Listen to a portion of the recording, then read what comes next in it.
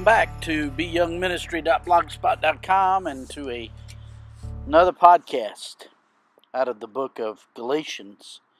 We're in chapter 4 and verses 24 through 31, which reads, "These things are being taken figuratively.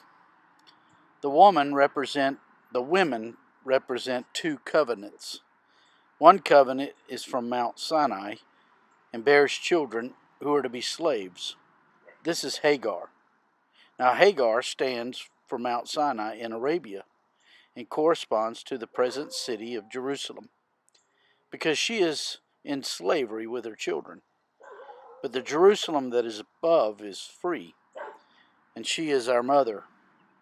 For it is written, 'Be glad, barren woman, you who never bore a child. Shout for joy and cry aloud, you who were never in labor.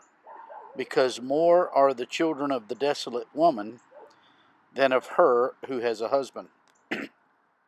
Now you, brothers and sisters, like Isaac, are born of promise. At that time the son born according to the flesh persecuted the son born by the power of the Spirit. It is the same now. But what does Scripture say? Get rid of the slave woman and her son, for the slave woman's son will never share in the inheritance with the free woman's son.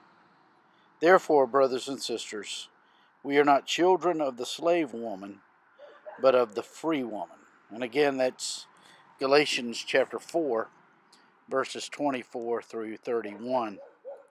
In our text today, Paul is contrasting the way of the flesh to that of the way of the Spirit. Hagar, Sarah's servant, represents a person who depends on his own resources, or as the Scripture puts it, his flesh.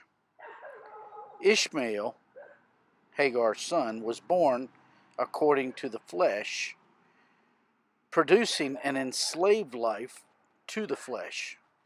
And of course, the flesh is the evil desires that are within us. Hagar gave birth to a son who would not be the heir of the promise of God. In like manner, when Israel tried to keep the law on their own, they would inherit destruction. For this is what the flesh does in the life of the one who is trying to measure up for God's acceptance. In verse 25, the apostle is illustrating what happens when Israel follows the wrong teaching. They will be like Ishmael, a slave, not an heir. In verse 26, Paul points us to the other half of the illustration, Isaac. He represents Jerusalem, which pictures a personal relationship with God through faith in his Son, Jesus Christ. The result is the type of life that has security and a subsequent freedom that enriches that life while on the earth.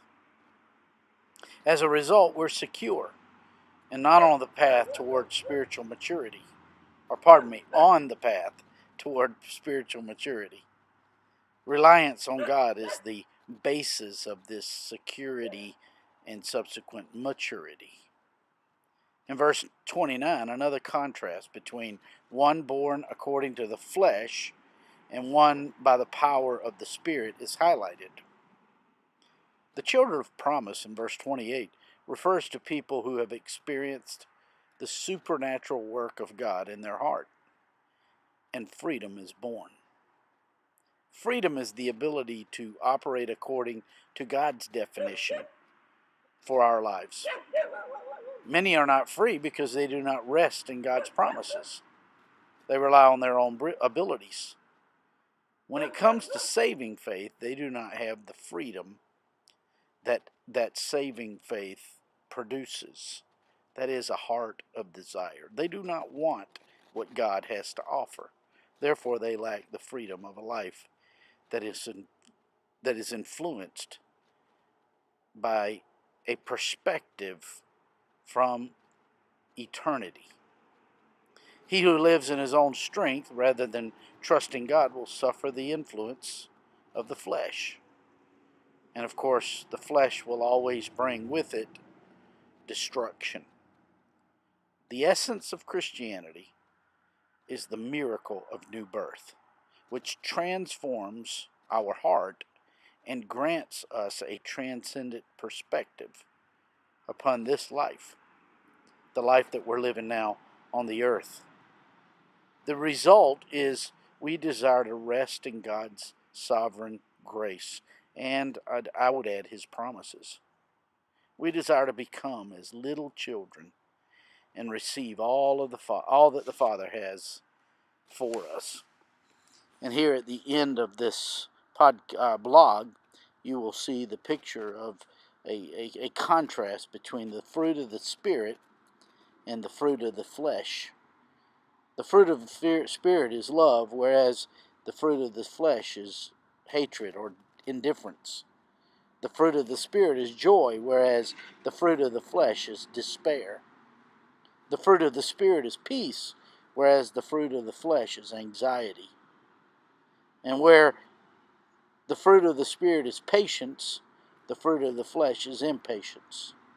And then you have kindness, juxtaposition with rudeness, goodness with evil, faithfulness with unreliable, gentleness with abrasive and harsh, and finally self-controlled, contrasted with undisciplined. You see, God's way is really the best way. We have to train ourselves to host the expression of the fruit of the Spirit. I trust, my friend, these podcasts are helpful to you in your walk with the Lord. If I can be of help to you, shoot me an email to beyoungministry@gmail.com. Hey, have a great day.